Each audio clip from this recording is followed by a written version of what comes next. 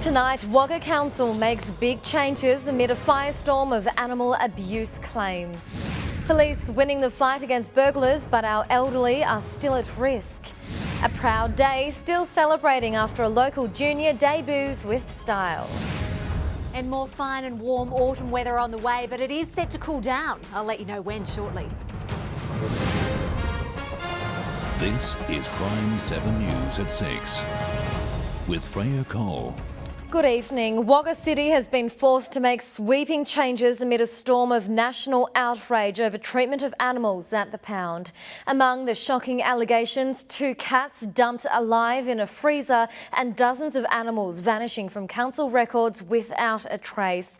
The council says they were isolated incidents, but things are changing. And we warn, some of the details in this story might disturb viewers. They're some of the most vulnerable animals in Wagga, so startling claims they're being mistreated behind these walls has enraged the community. 2 former volunteers have blown the whistle, revealing 2 occasions where live cats were left in a freezer at the animal shelter. Another Wagga retirement home is being targeted by thieves in the night. An elderly resident woke to find a man in her bedroom. Local police say the recent nursing home burglaries are in stark contrast to a dramatic drop in break and enters. Thieves have once again targeted Wagga's most vulnerable residents. An elderly woman at Gumley Gardens retirement village woke to find a thief in her room. It comes just a fortnight after 2 homes were broken into at Riverina Gums. Stan Grant has slammed the legacy of Indigenous girls' homes as a stain on Australia's soul. The journalist and Wiradjuri leader visited Cootamundra today, campaigning to have Aboriginal and Torres Strait Islanders recognised in the Constitution. It's a black mark on the Riverina's history. Hundreds of young Indigenous girls were brought through the doors of Cootamundra's girls' home, torn from their parents and stripped of their family names. It's time for a brief check of the weather now. And Maddie, warm and sunny today, but it looks like some cooler weather is on the way. Yeah, that's right, Freya. As we head into Thursday and Friday, we are expecting to see some cooler winds blowing through from the southwest. And with that southwesterly change, we are expecting temperatures to cool down to around average for this time of year. So today, temperatures were well above average for most centres. 29 degrees in Junee, Wagga 30, Narrandera 30, Adelong 27 degrees after a low of 12 last night. It's a little cooler last night in West Wyalong with an overnight low of 9, a top of 31 today. Young 29 and Harden 29 after a low of 13 degrees. Over to the dam levels now, and Burrinjuck Dam is sitting at 36%, Blowering Dam is at 39%. Can we expect to see any rain this week to top up the dams? Stick around, I'll let you know right after sport. Thank you, Maddie. Still to come, thousands enjoy epic horseback feats as the spirit of the bush comes alive, and precious wartime memories up for sale. And at 6:30 tonight, a massive document leak reveals a global web of corruption and tax avoidance. The PM warned about the nation's debt ahead of his first budget, and Sally Pearson begins her injury comeback as she prepares to lead a new-look team in Rio. All those stories and plenty more, as well as the day's national news, next at 6:30.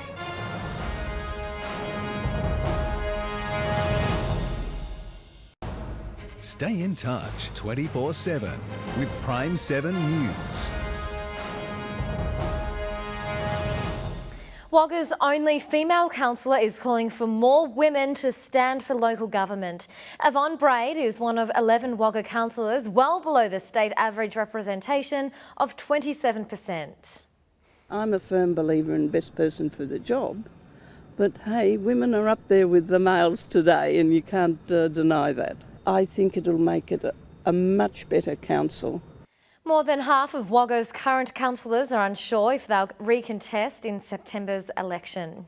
Sports next, as shooters take aim at a hefty prize pool and a proud dad celebrates sensational AFL debut.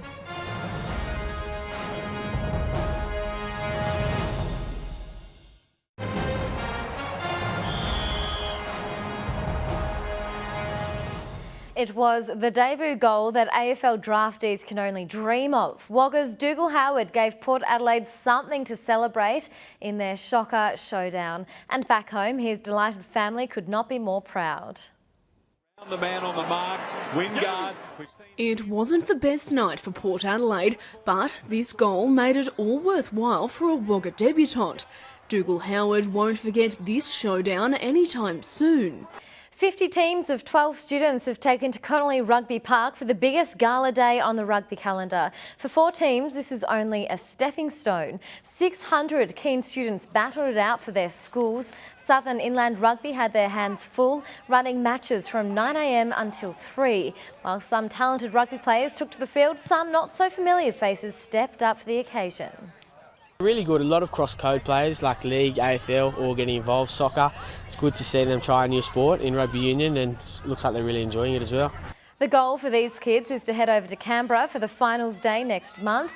The top 2 teams from each division made the cut. Runners-up, Hennessy and Mount Austin are going, as well as the 2 winning Kildare teams.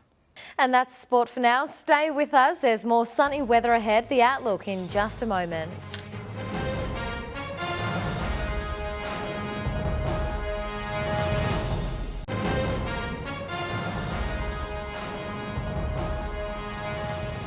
Hello once again, Madelaine Collignon with you. Lovely to see you as always. It was really quite warm across our region today. In fact, Wagga was around 7 or 8 degrees warmer than average for this time of year. But don't get too comfortable with those warmer conditions, because as we do head into Thursday and Friday, we've got a system moving through from the southwest, and behind that cold front, we're going to see those much cooler winds moving through from the southwest, leaving temperatures up to 10 degrees cooler than what we saw across our region today.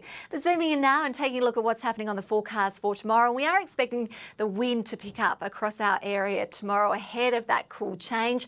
32 degrees in Wagga, West Wyalong 33, Griffith 33. So really quite warm. In fact, with the top of 32 degrees in Wagga, that's 9 degrees warmer than average for April. Young 30, Cootamundra 30, and Adelong should be fine with a top temp of 30. On Wednesday, remaining warm, but we could see some late showers starting to roll on in. If we do see any rain at all on Wednesday, though, it's not going to be more than a couple of millimetres, so don't get too excited about that. 30 in Adelong and 30 in Tumut. On Thursday, this is when we are going to see that cool change, and look at these tops. A top of 22 degrees in Wagga, which is actually cooler than average for April. 22 in Griffith. So basically going from one extreme to the next between Wednesday and Thursday. Sunrise tomorrow morning is at 6:23. And quickly now to the forecast for Wagga as we head through the rest of the working week. On Friday, it should be fine, 22 degrees. Looking good across the weekend, although just 21 degrees in Wagga on Sunday. Thank you, Maddie. And that is the local news for tonight. You can discuss tonight's stories on Facebook and see tonight's bulletin online. Just search YouTube for Prime 7 News Wagga. Up now, Prime 7 News at 6:30 with Daniel Gibson.